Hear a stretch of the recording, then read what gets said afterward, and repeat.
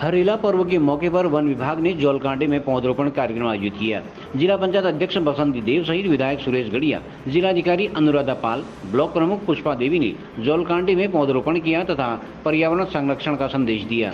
विधायक सुरेश गढ़िया व जिलाधिकारी अनुराधा पाल ने कहा कि हरेला पर्व उत्तराखंड का धार्मिक व सांस्कृतिक पर्व है, जो कि हमें प्रकृति से प्रेम करना सिखाता है।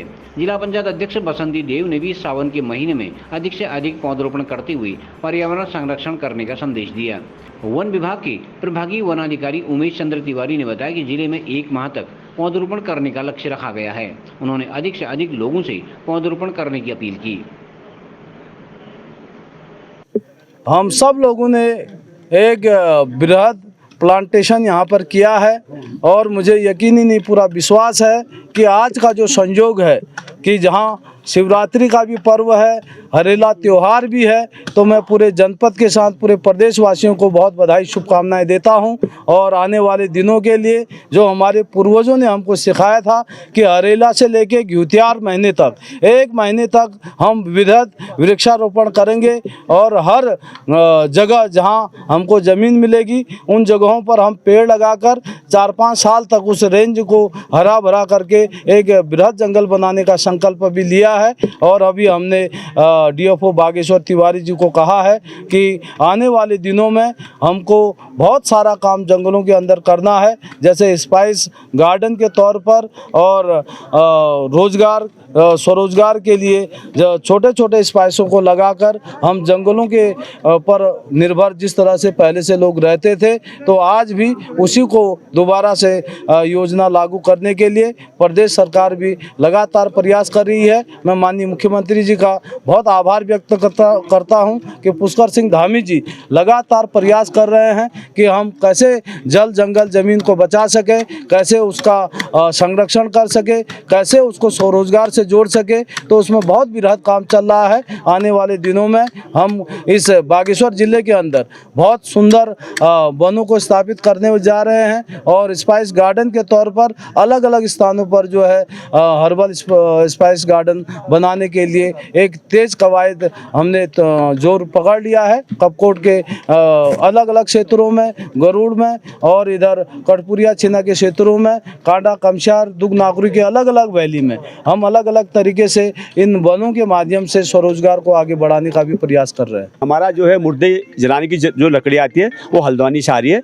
सरकार को अपना एक मॉडल ये तैयार करना चाहिए कि 1 किलोमीटर जो चीड़ के पेड़ हैं उसको हर साल काटते जाए, उसमें एक नया वन लगाई जाए और उन जो वो चीड़ है उस चीड़ से जो है जो हमारा ये सौदा होता है उस लकड़ी को हुआ काम आएगा कि उससे हमारे लाखों रुपए का जो हल्द्वानी से ट्रांसपोर्ट में खर्चा होता है लकड़ी का वो बचेंगे और हमारे जो चीड़ है वो चीड़ धीरे धीरे हमारा समाप्त होते जाएगा और वहाँ नए वन होते जाएंगे। जब तक आप इस प्रक्रिया को नहीं करेंगे तब तक मैं समझ नहीं सकता हूँ कि हर साल करोड़ों पेड़ लग रहे हैं और मैं देख रहा हूँ 45 साल बागेश्वर में मुझे हो गए कितने ही पेड़ लगे, लेकिन पेड़ कहाँ है ये मैं जान नहीं सकता हूँ। मैं सबसे निवेदन करता हूँ आप ये मांग रखें कि जो हमारा अगर जंगल बचानी है तो हमें चीड़ को धीरे धीरे साफ करना है। मैं ये नहीं कह रहा हूँ कि एक शाम साफ हो सकता है, एक मॉडल बना दीजिए। और क्योंकि हजारों रुपये की जो है हर साल सौदा के लिए, क्योंकि मुर्दा तो हमेशा मरेगा और वो जला भी जाएगा, लेकिन हल्द्वानी से जो लकड़ी आ रही है मैं दर्द कहते रहूँगा। सबका आभार व्यक्त करता हूँ। देखिए, हरेला हमारा एक पारंपरिक पर्व है जो कि हमारी संस्कृति से जुड़ा हुआ है।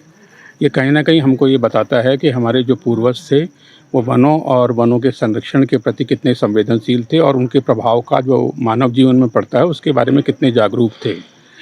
आज की बदली हुई परिस्थितियों में वनों का संरक्षण, वनों का संवर्धन बिना जन सहयोग के उसमें हमें अपेक्षित परिणाम नहीं मिल सकते। तो हरेला हमको वो अवसर देता है जहाँ पर कि हम जनता को साथ लेकर के और अपने जो संरक्षण के प्रयास हैं उसमें व्यापक जन समर्थन प्राप्त कर सकें।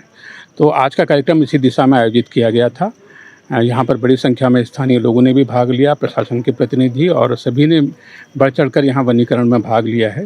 हम उम्मीद करते हैं कि आगे भी हमको वनों के संरक्षण और संवर्धन में जन सहयोग प्राप्त होता रहेगा और हम अपने जंगलों को एक बेहतर भविष्य दे पाएंगे। जनपद वासियों को हरेला पर्व की हार्दिक शुभकामनाएं और ये हम अपनी ऐसे ही संस्कृति को, लोक संस्कृति को ऐसे ही बचाते रहें और अपने पर्यावरण के साथ सामंजस्य बैठा के चलते रहें। जैसा कि हम लोगों ने बागेश्वर जनपद में एक लक्ष्य रखा है, 6,51,000 पौधे हम इस पूरे महीने में लगाने का एक लक्ष्य है, सारे जिसमें डिपार्टमेंट सहयोग करेंगे। ग्राम प्रधानों से भी निवेदन किया गया है कि गाँव-गाँव में भी ये पौधारोपण किया जाएगा। आज के दिन, हरेला के दिन, हम लोगों ने 10,000 पौधों का लक्ष्य रखा है, जिसमें हम गरुड़ में भी आज 5,000 पौधे अलग अलग गांव में मिला के करेंगे। यहाँ पर हैं, कल भी नक्षत्र वाटिका में किया गया है। और साथ ही साथ माननीय मुख्यमंत्री जी, माननीय प्रधानमंत्री जी का जो कैच द रेन का एक कंसेप्ट दिया है कि जिसमें हम अपना जल संरक्षण को संवर्धन करें। आज इस बार की थीम भी यही है कि पौधारोपण के साथ साथ आप जल को कैसे संचित करें, जल को कैसे संवर्धन करें। हमने उस पौधारोपण के साथ साथ गड्ढा खुदान का कार्य भी रखा है, जो चाल खाल खंतिया ट्रेडिशनल तरीके से बनती थी, उनको भी साथ साथ बनाने का एक लक्ष्य रखा है। तो मैं सभी से अपील करूंगी, सभी ग्रामवासियों से, सभी जनपद वासियों से, कि आप ज़्यादा से ज़्यादा पौधा लगाएं, ज़्यादा से ज़्यादा पानी को बचाएं, क्योंकि हम देख ही रहे हैं कि अब पानी की बहुत ज़्यादा किल्लतें होती जा रही हैं। जितना ज़्यादा हमारा जल संवर्धन होगा, बहुत छोटे छोटे प्रयासों से हम कर सकते हैं। गड्ढा बना दिया, वर्षा का जल वेस्ट नहीं गया, अपने जो छतों पर होता है उसमें एक पाइप लगा के नीचे उसको संवर्धन कर दिया। तो ये छोटे छोटे प्रयास अगर आप करेंगे तो निसंदेह हम लोग अपने पर्यावरण को भी बचा पाएंगे, पानी की भी सप्लाई बनी रहेगी और हम लोग हमारा जनपद बहुत आगे इस दिशा में काम कर पाएंगे। आज जो उत्तराखंड का लोक पर्व है, जो सांस्कृतिक पर्व है हरेला का, वो लंबे समय से उत्तराखंड राज्य में मनाया जा रहा है और विगत वर्षों की भांति भी इस वर्ष से भी यहाँ पर जौलकांटे स्थित ग्राम में क्रू स्टेशन के समीप यहाँ पर पौधारोपण किया जा रहा है।